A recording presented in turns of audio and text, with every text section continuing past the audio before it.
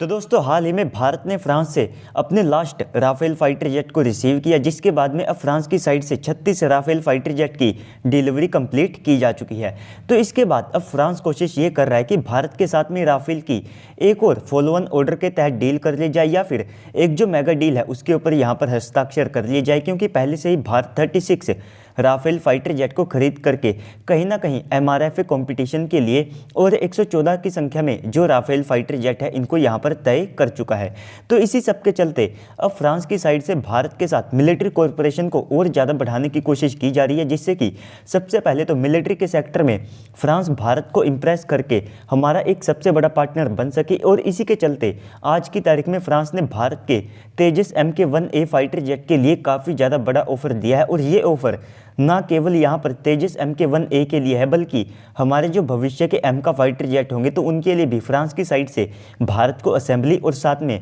तकनीक का जो ऑफर है वो यहाँ पर दिया गया है। तो दोस्तों फ्रांस की साइड से क्या ऑफर आया है उसके बारे में मैं आप सबको बताऊंगा, लेकिन उससे पहले आप अभी से वीडियो को लाइक करके कमेंट सेक्शन में जा करके जय हिंद कमेंट कर दीजिएगा। तो तेजस MK1A फाइटर जेट के 2 प्रोटोटाइप पहले ही अपनी फर्स्ट फ्लाइट को कंडक्ट कर चुके हैं और इनकी जो टेस्टिंग है उसे अब कंप्लीट किया जा रहा है, जहां पर भारतीय सरकार के द्वारा इसके ऊपर जो अस्त्रा MK1 मिसाइल है उसके इंटीग्रेशन के लिए जो मंजूरी है वो दे दी गई है। और साथ ही साथ इसके ऊपर जो क्लोज कॉम्बैट की मिसाइलें जाने वाली है, जो कि भारत और साथ में MBDA ग्रुप दोनों मिलकर के डेवलप कर रहे हैं, तो इन मिसाइलों के इंटीग्रेशन को लेकर के भी जो परमिशन है वो यहाँ पर दे दी गई है। लेकिन इसके बाद अब हमारी HAL और साथ में MBDA ग्रुप ने भारतीय वायुसेना के साथ में मिलकर के बातचीत को शुरू कर दिया, जिसके तहत भारतीय वायुसेना के सामने ये ऑफर रखा जाएगा कि हमारे जो तेजस MK1A फाइटर जेट है तो उनके ऊपर राफेल वाली लॉन्ग रेंज की स्कैल्प क्रूज मिसाइल का इंटीग्रेशन किया जाए। और इसमें अगर आप इस मिसाइल की कैपेबिलिटीज़ की बात करते हैं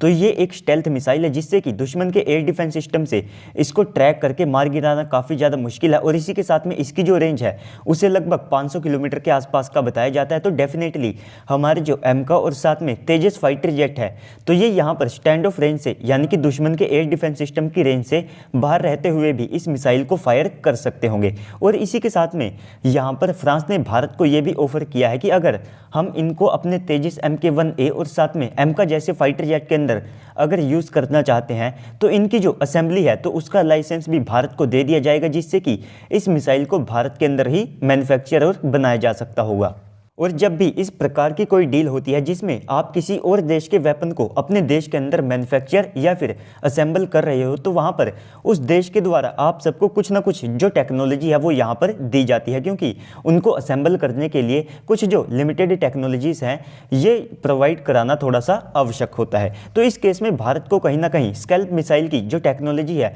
वो भी यहाँ पर मिल जाएगी। लेकिन इसके बाद भारत अपनी खुद की जो लॉन्ग रेंज की क्रूज मिसाइलें हैं उनको भी डेवलप कर रहा है, जिनका डेफिनेटली तेजस MK1A के ऊपर भी इंटीग्रेशन किया जाएगा। तो ये फ्रांस की साइड से भारत के लिए एक काफ़ी ज़्यादा बड़ा ऑफर है। बाकी तो आप सबको तेजस MK1A के ऊपर हमारी खुद की अस्त्रा MK1 और अस्त्रा MK2 जैसी जो BVR मिसाइलें हैं ये भी देखने को मिल जाएगी। क्लोज कॉम्बैट के लिए आप सबको CCM मिसाइल देखने को मिल जाएगी। और साथ ही साथ दुश्मन के एयर डिफेंस सिस्टम को तबाह करने के लिए इसके ऊपर भारत अपनी रुद्रम 1 जो कि एक नेक्स्ट जनरेशन की एंटी रेडिएशन मिसाइल है तो उसको भी लगाया जाएगा। और इसी के साथ में इस सीरीज़ में जो रुद्रम 2 और साथ में रुद्रम 3 मिसाइल होगी जो कि नियर हाइपरसोनिक या फिर हाइपरसोनिक मिसाइल्स होने वाली है, तो इनका भी इंटीग्रेशन हमारे तेजस MK1A फाइटर जेट के ऊपर किया जाएगा। और इसी के साथ में हमारे पास पहले से ही जो 40 तेजस MK1A स्टैंडर्ड के फाइटर जेट मौजूद है तो उनको भी 2024 से तेजस MK1A स्टैंडर्ड के ऊपर अपग्रेड करना शुरू कर दिया जाएगा, जिसके बाद में